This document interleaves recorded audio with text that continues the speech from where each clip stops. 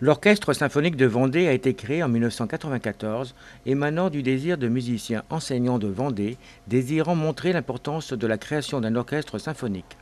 Après une belle évolution, avec 150 musiciens enseignants impliqués, 5 programmes d'orchestre par an et 32 000 jeunes émergés dans les répétitions de l'orchestre depuis 2001, l'Orchestre symphonique de Vendée se restructure et nous gratifiera de concerts jusque dans notre beau vignoble. Nous sommes aujourd'hui donc à Saint-Laurent-sur-Sèvre où nous accueillons donc la nouvelle structure donc, de l'Orchestre symphonique de Vendée. Donc Patrick Rébillet, vice-président donc, de l'Orchestre symphonique de Vendée. Pouvez-vous nous présenter l'Orchestre symphonique de Vendée? Oui, c'est une structure qui a maintenant plus de 20 ans, mais qui a été renouvelée durant cette année 2017, et en particulier par l'arrivée d'un nouveau directeur artistique et d'un nouveau chef d'orchestre, Vincent Barthes, depuis février 2017. D'accord. Et de comment se compose en fait cet orchestre? Cet orchestre se compose de 45 musiciens, 33 musiciens professionnels et 12 jeunes talents qui sont issus des conservatoires et écoles de musique de la région, Vendée, Sud-Loire, Choletais et Mauges, et puis Bressuret. D'accord. Donc là, comment ils ont été recrutés? Comment leur talent vous est apparu évident? Et le fait de les intégrer dans l'orchestre? Oui, alors là, c'est évidemment une question à laquelle Vincent Barthes pourra répondre également après moi. C'est donc un travail depuis 6 mois de contact avec tous les conservatoires et écoles de musique de la région, avec les directeurs, les professeurs, pour discerner un certain nombre de talents chez des jeunes et pouvoir ensuite les auditionner. Ça a été le travail bien sûr de Vincent Barthes depuis le mois d'avril pour savoir s'ils avaient les qualités minimales pour pouvoir bénéficier de cette formation de haut niveau qu'est l'Orchestre symphonique de Vendée. D'accord. Donc là, Monsieur Barthes, donc vous êtes le directeur artistique et chef d'orchestre donc de cette nouvelle, enfin pas de ce nouvel orchestre, mais indirectement si, puisque vous donnez une nouvelle dynamique à cet orchestre. Alors qu'est-ce qui vous a animé dans ce projet? Ce qui est très motivant, c'est, Patrick l'a déjà dit, c'est la jeunesse, la formation de la jeunesse, la joie de partager la musique vivante avec des professionnels qui vont encadrer de jeunes talents, des jeunes musiciens qui, pour la plupart, ont envie de creuser le sillon de la pratique musicale, de la pratique collective, la pratique de la musique vivante, encadrée de A à Z, j'allais dire, du début des répétitions jusqu'au concert, par des musiciens professionnels, des musiciens confirmés de la région, qui ont eux-mêmes une grande expérience de l'orchestre et surtout qui sont des transmetteurs par essence, puisqu'ils sont pour la plupart professeurs. D'accord.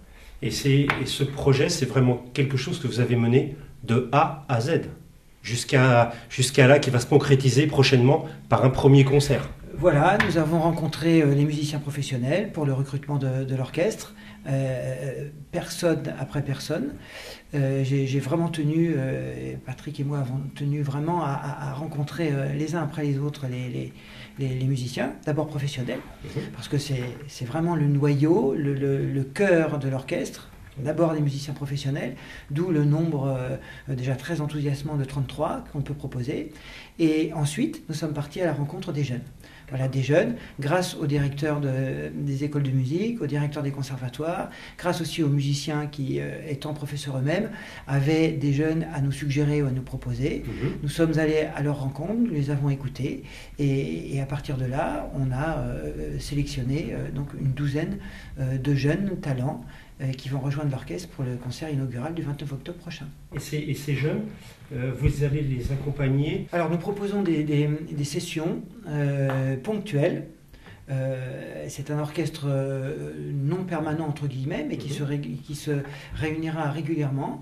Et donc tous les jeunes qui le souhaitent, parce que les 12 jeunes que nous allons avoir, le nombre de 12 est amené évidemment nous l'espérons, mais nous en sommes certains, à s'étoffer très très rapidement. L'orchestre est ouvert vraiment à tous les jeunes désireux vivre cette expérience-là. Donc, certains des 12 jeunes qui vont faire le premier concert feront très probablement d'autres séries, mais ils seront aussi relayés, rejoints ou remplacés par d'autres jeunes. Voilà. C'est vraiment une expérience que nous espérons la plus longue possible, qui va commencer le 29 octobre. D'accord, et ça c'est ce que vous avez voulu insuffler en tant que nouveau directeur artistique et chef d'orchestre. Voilà. C'est votre motivation, enfin c'est votre volonté. J'adore travailler avec les jeunes. J'étais chef associé de l'Orchestre national des Pays de la Loire pendant 10 ans, d'où mes attaches particulières avec cette région et avec certaines personnes de cette région en particulier, dont Patrick, le vice-président, qu'une amitié de longue date qui a commencé par une collaboration professionnelle nous lie.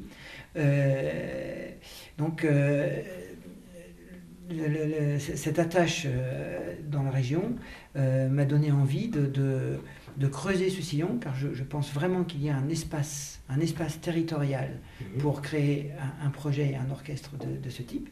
Et enseignant à la Sorbonne, et quand j'étais chef associé de l'ONPL, ayant eu en charge en particulier tout le volet pédagogique et lié aux jeunes, voilà, je suis particulièrement attaché à la formation de la jeunesse et au partage de la musique vivante avec la jeunesse. Le principe, c'est pas 50 jeunes et 20 professionnels, c'est un noyau suffisant de professionnels pour justement permettre la transmission et la formation à un nombre de jeunes dans le même temps raisonnable. Voilà. Donc, mais à partir de là, le but, c'est aussi de créer des ensembles à géométrie variable. La géométrie variable est très importante aussi.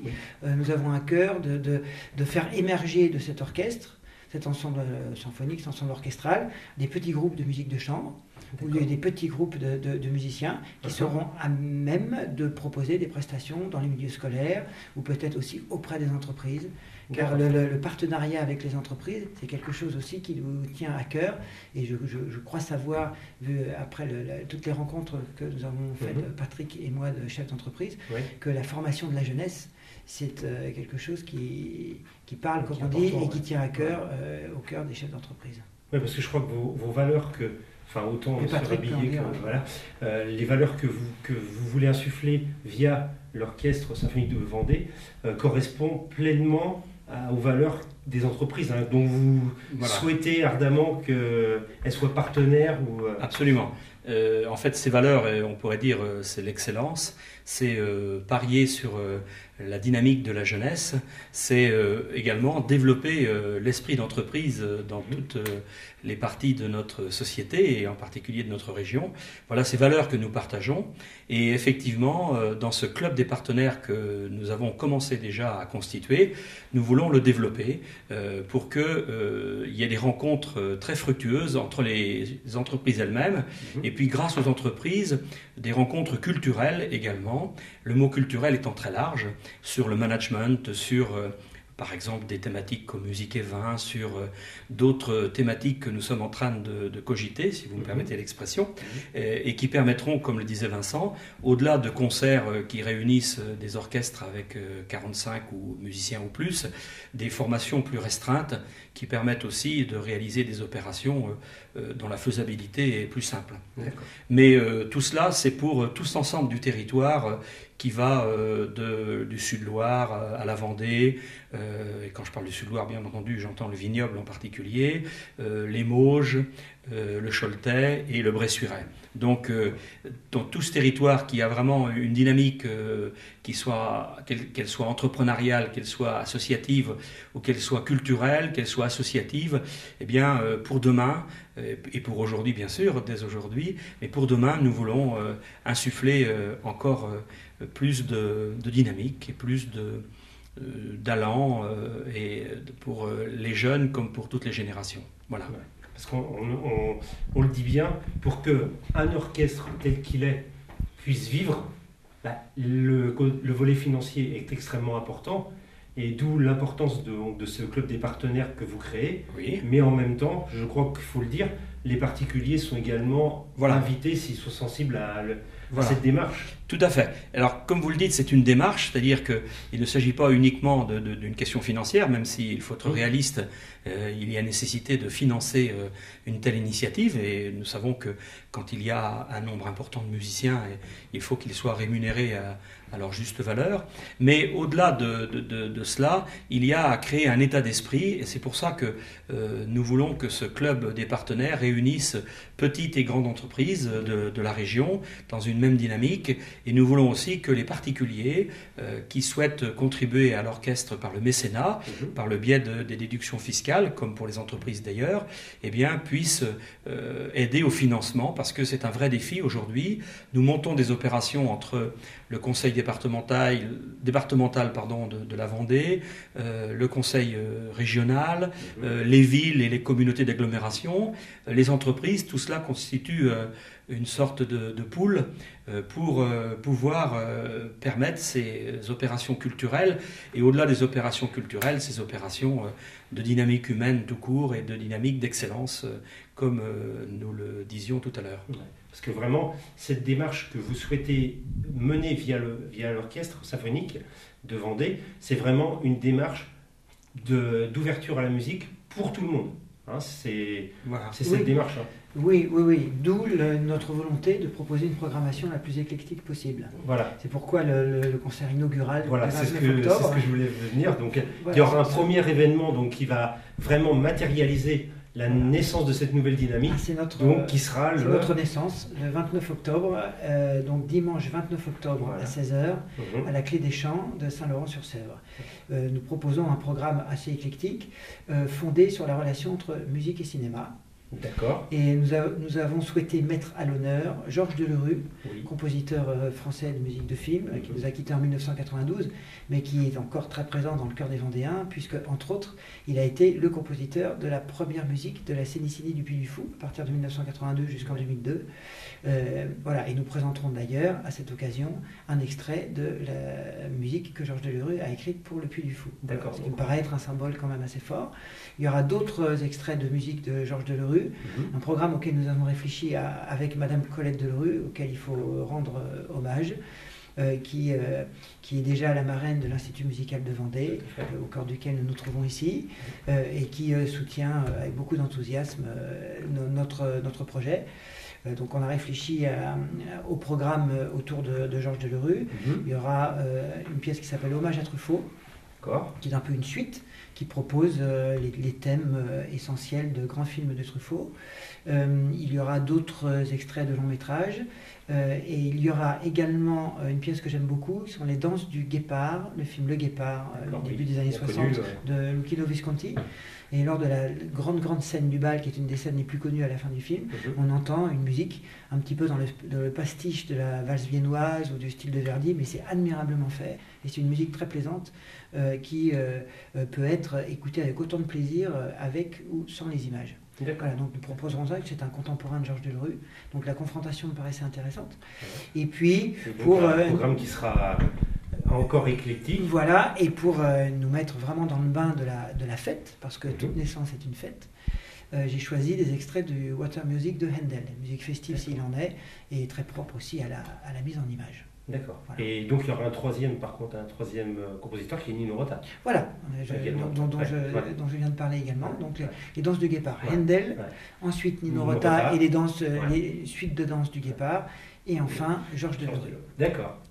Et il est à noter que dans ce programme-là, pendant les répétitions, nous recevrons également des jeunes enfants et qui commencent sous une forme très particulière qui s'appelle El Sistema, un travail de musique collective avec le violon dans les écoles primaires de la région du nord-est Vendée, et qu'il y aura également des airs bretets, puisque nous sommes accueillis à la Tour des Arts des Herbiers pour 2 jours, le 27 et le 28 octobre, et qu'il y aura le 27 au soir, à 17h30, une soirée pour les partenaires, les entrepreneurs, les écoles et conservatoires de musique et les collectivités territoriales qui nous apportent déjà leur concours. Et donc ce sera l'occasion de mieux découvrir l'orchestre pendant 1h30 sous forme d'une répétition, d'un échange et puis bien sûr d'un verre de l'amitié pour terminer ensemble de la conversation. Voilà. D'accord. Mais je crois que ce qui est important également de dire par rapport au premier concert donc, que l'orchestre va donner, c'est que c'est vraiment un programme tout public et que c'est gratuit.